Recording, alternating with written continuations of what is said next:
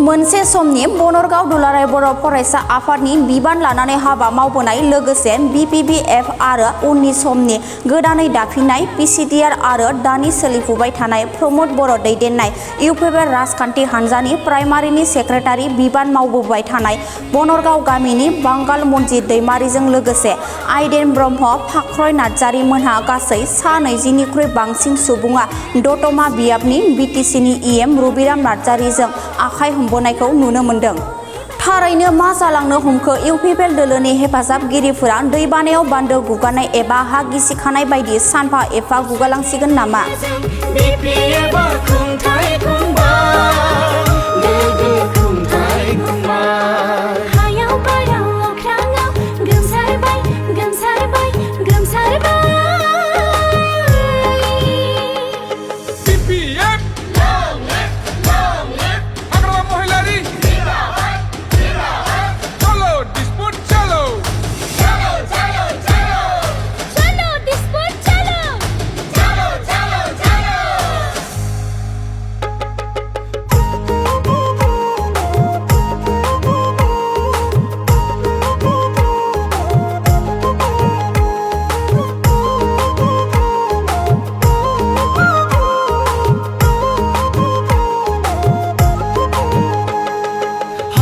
धोरोम बोरोन बासिनाय गैया